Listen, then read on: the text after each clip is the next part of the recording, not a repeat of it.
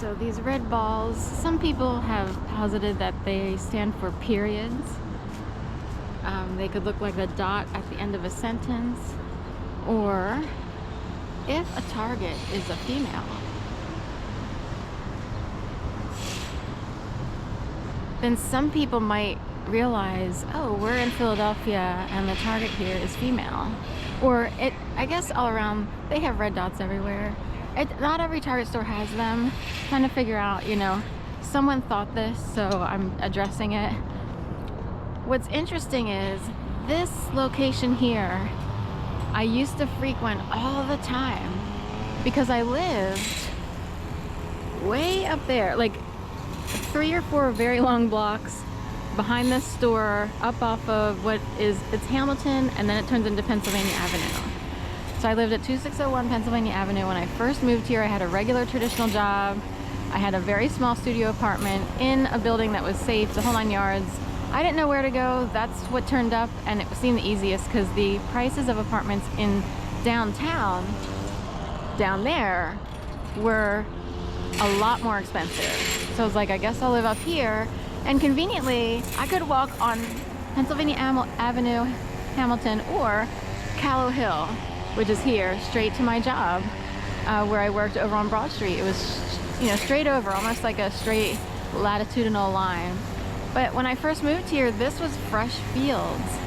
Fresh Fields was very much like a Whole Foods, if you will. I loved Fresh Fields. And I was like, I would walk in there and see all these shiny, happy, healthy people, and I was like, oh, we don't have anything like this in Delaware at all. And I would see, like, they had the healthy popcorn. It wasn't Skinny Pop. They had a different brand back then. They still have it, that brand. I've seen it.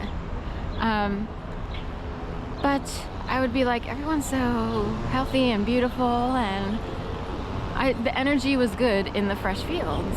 And what a perfect location.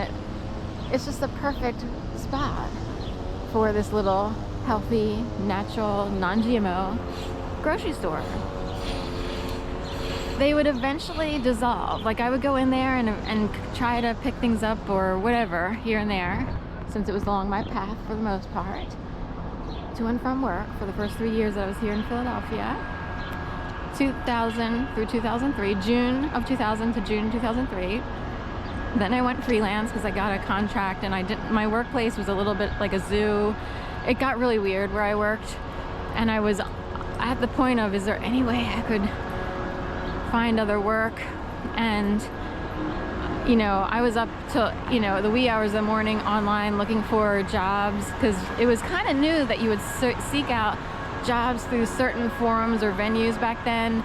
Not necessarily, did I find it? It wasn't through Monster. It was like, I forget what website it was, but I wound up being able to get a gig that would pay my bills, writing about retirement communities, like Erickson Retirement Communities. They are based out of Maryland, Baltimore, Maryland. And I guess the Annapolis area, close enough-ish. Anyway, Anne's Choice, Seabrook or whatever in New Jersey, I forget what it's called, but anyway, it would remain Fresh Fields for a while. I forget if it closed and it was empty for a while, but I would eventually move way down towards the Gayborhood area. I lived in the Gayborhood proper, on 13th Street, south of Locust, and Whole Foods became the go-to place, and eventually Fresh Fields turned into a Whole Foods. Then flash forward a bunch of years, and Whole Foods built its brand new, super, like, larger store at 22nd and Hamilton, Pennsylvania. It's Hamilton on the right, Pennsylvania on the left, if you're facing the store, because Hamilton Street turns into Pennsylvania Avenue. And Target would come into where I just was, which is now Target as opposed to Fresh Fields and Whole Foods. What a change, right? So that's my little story about that location. It was, an awesome Fresh Fields. It felt really good to go there. It was a pretty good Whole Foods, but still Fresh Fields takes the cake on being the best location. Best store in that location, if you will. But again, Target with its period symbolism and some people have wondered, about the use of the word Target and what stylistic, accessories or accents of any architecture could mean to people who either appropriate those things and decide to make up meanings, or if someone already created the meaning, or if the designers of a store know what's going on and they decide to implement those stylistic things just to see what happens. So, because way up there in the sky, people are trying to figure out what problems are. Hopefully they're part of a solution, not a problem. And there are, builders, architects, designers who are like, okay, we need to implement this, see what goes on with this, figure out. Some people try to fix things from up high, and maybe some people, it seems, try to make things worse. So, just when I said make things worse, 626 was the timestamp on the viewfinder, so I would attribute that to the landlord of where I lived while I was being tortured. I lived at 626 South 19th Street back then. My world got turned upside down. It's way worse than you can guess based on how I sound and how quote-unquote productive I seem today. I wasn't even close to being able to do anything like this. In fact, I think people tried to set me back with a major blow, big time. I'm not really sure why. I don't know what the source is.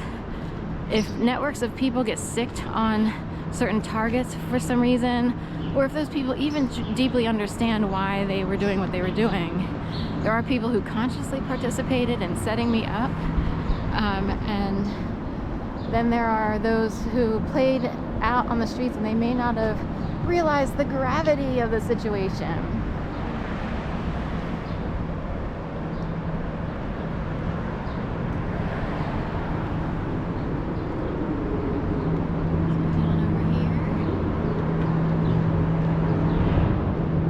Talking in my other videos about the types of bonds that are formed in our younger years when we really get to know people as we're, our formative years and adolescent years and so forth and so on. And how strong those bonds are. And even if you see people from that time period, you would just know them in a way that it's harder to know people as you get older, unless you're married, I guess. I'm not really sure what goes on when you're married. I guess you get to know people pretty deeply. But anyway, I thought that was interesting. In Philadelphia, I don't really have like deep, strong bonds with anyone. I wound up on some other person's course, if you will. So something smells like a sweet.